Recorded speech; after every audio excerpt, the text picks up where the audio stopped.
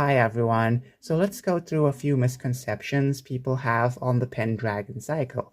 The first and boisterous one I've seen over the past few days is that it is a Game of Thrones knockoff. So I don't know that much of Game of Thrones besides the fact that a lot of people keep talking about it because it is part of the monoculture. But let me just say over here that the first four books of the Pendragon cycle were published years prior before the first Game of Thrones book was ever published. And of course, the Pendragon cycle is based on the Arthurian legend, something that obviously came before a lot of fantasy series. And I understand where people can draw the parallels when it comes to the show and the Game of Thrones show, because over the past few years, it has become the meta to follow regarding fantasy shows.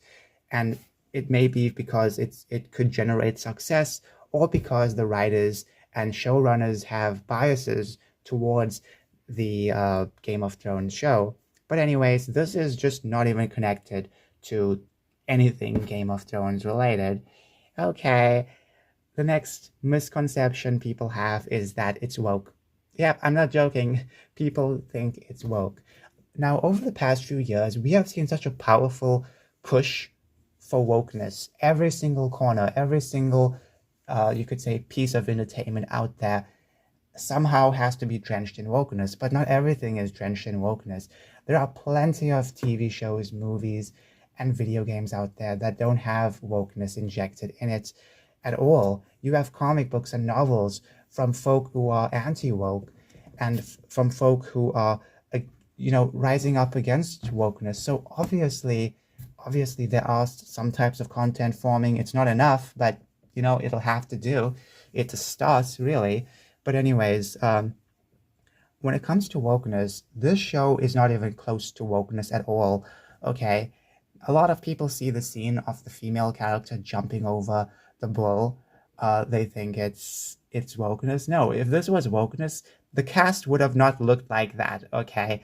Just putting it out there, okay? Yeah. Anyways, moving on from this.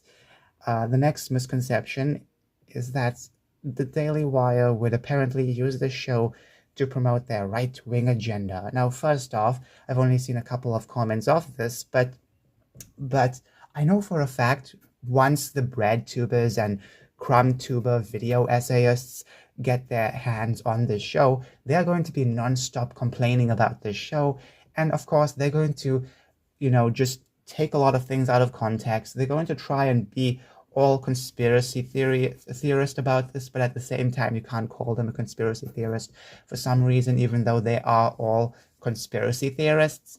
Anyways, they will obviously be trying to claim that this is some kind of far-right agenda. No, this is just a show that has Christian themes in it. So that's about it. Okay? The Daily Wire would not take a show like this and just push politics in it. If they did that, why would they spend so much money on it? They could have made like 10 Lady Ballers movies if they wanted to push politics. So there's that. Anyways, sorry about this video. If it does sound a bit echoey, I'm recording close to a box because my father is playing music in the lounge and it's pretty loud, so I don't want the music to be caught up. So thankfully I have this box because I ordered something a few days ago and I got it today. So it's a pretty big box. So it's nice. It comes in handy today. Definitely useful. But anyways, I just wanted to clear those things out. Anything else I really want to clear? I don't really know. Well, I would say that so far, those are all the misconceptions I've heard of this show. So anyways, let me know if you have heard of any other misconception. Anyways, thank you so much for watching. Take care. Bye.